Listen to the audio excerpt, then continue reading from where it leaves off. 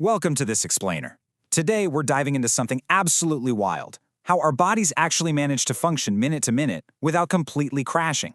Think about it. Your body is literally a massive, high-stakes communication network. It's constantly pinging alerts, downloading data, and tweaking settings just to keep you alive. But instead of Wi-Fi or fiber optics, we run on a brilliantly complex chemical internet. So today we're decoding that exact network. We're going to figure out animal hormones, how they control us, and how they coordinate the whole shebang. Let's get into it. To make sense of all this, we're taking a top-down anatomical journey. We'll be looking at, first, the body's chemical messengers, then the brain's command center, regulating metabolism and minerals, emergencies and energy balance, and finally, reproduction and development. So, kicking things off with Section 1, the body's chemical messengers. Before we start touring specific organs, we gotta nail down exactly how living things coordinate their crazy daily routines without everything just instantly falling into chaos. Plants have special chemicals for this, and yep, animals do too. We call them hormones. By definition, hormones are chemical substances that coordinate and control the activities of living organisms, right down to their overall growth. Basically, they're the essential, microscopic text messages of our internal network, zipping around to make sure the right cells are doing the right jobs at exactly the right time. Now, to actually deliver these messages, our internal plumbing uses two main types of glands. On one hand, you've got exocrine glands. These guys use specific ducts or little tubes to send out their secretions. But the real MVPs of our chemical internet are the endocrine glands. These are clusters of cells that manufacture hormones, but here's the kicker. They're completely ductless, no tubes at all.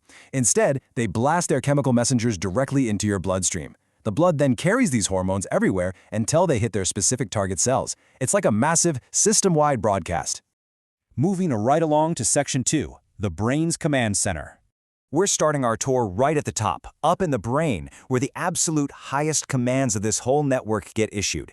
First up, the hypothalamus gland. Think of the hypothalamus as the ultimate CEO of your body. Sitting up there in your brain, it produces what's known as the releasing hormone. Now, it doesn't micromanage the whole body itself. Instead, it fires off those initial, high-level memos to regulate the master manager right below it. And that master manager? That's the pituitary gland. People literally call it the master gland because it is an incredibly busy middle manager sending out a huge array of specialized signals based on whatever the hypothalamus tells it. Just to give you an idea, it secretes growth hormones, which manage your bones and muscles. It sends out trophic hormones, which go out and boss around other glands, like the thyroid and adrenals. It produces prolactin for the mammary glands. It also pumps out vasopressin to keep your body's water and electrolyte balance in check, and oxytocin, which regulates milk ejection during lactation. Seriously, this tiny gland is working overtime to keep you functioning. While we're still up in the brain, we have another totally fascinating center, the pineal gland. This little guy secretes a very specific and probably familiar hormone called melatonin. Now, our source material highlights two major jobs for melatonin. First, it helps delay sexual development. But second, and you've definitely felt this one, it promotes sleep. When you start getting that heavy-eyed, tired feeling at night, that is your pineal gland using the chemical internet to text your entire body that it's time to power down and get some rest. All right, Section 3, regulating metabolism and minerals. Traveling just down the neck, we leave the brain and hit the local control centers that dictate how we process our fuel. Right here in the throat area is the thyroid gland. Think of the thyroid as your body's massive metabolic engine. It secretes a hormone called thyroxine, and thyroxine's main job is to completely regulate the metabolism of carbohydrates, fats, and proteins. It literally dictates how you process fuel. But here's a super important detail. To actually manufacture thyroxine, the thyroid strictly requires iodine. If you don't have iodine, this metabolic engine just stalls out. Now there's a really interesting number associated with this exact area, the number 4. Why 4? Because there are exactly 4 tiny little glands physically embedded right inside the thyroid itself. Those 4 embedded centers are the parathyroid glands. You can think of them as a highly strict microscopic security system. They secrete a hormone called calcitonin, which has one absolutely critical job, regulating the exact levels of calcium and phosphate floating around in your blood. It acts as a constant monitor to make sure those essential minerals stay perfectly balanced. On to Section 4, emergencies and energy balance. Moving further down our anatomical map to the kidney and stomach area, we find the systems built for handling sudden stress and daily energy processing. And that brings us to another key number, 2. We have exactly 2 of these next critical glands, and they sit like tiny little hats directly on top of each of your kidneys.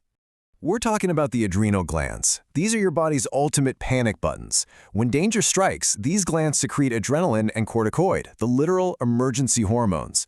Imagine someone suddenly jumps out and scares you. Bam! Your adrenal glands instantly dump these chemicals into your bloodstream. They immediately spike your heartbeat, ramp up your breathing rate, and shoot up your blood pressure. They even kickstart your carbohydrate metabolism to give you a massive, sudden rush of energy. It is an instant chemical override to keep you safe. Let's drop just a bit lower to the pancreas.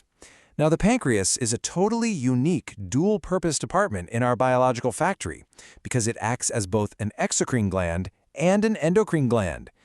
The specific endocrine part, the part firing hormones directly into the blood without any ducts, has a pretty awesome name. It's called the islets of Langerhans. So, what do those islets actually produce? They create 2 hormones that are locked in this constant, beautiful chemical tug-of-war: insulin and glucagon.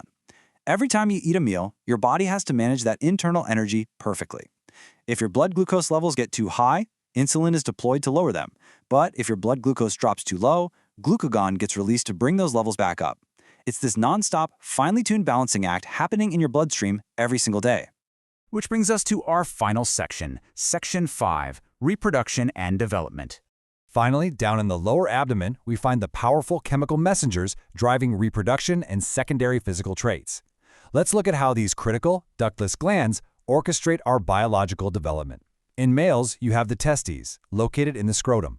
They secrete testosterone, which is the main driver behind male accessory sex organs and secondary traits. Think things like voice changes and facial hair. On the flip side, in females, the ovaries are located in the lower abdomen, and they release 2 major hormones, estrogen and progesterone. Estrogen takes the lead on developing female sex organs and secondary traits, like softer skin and voice pitch.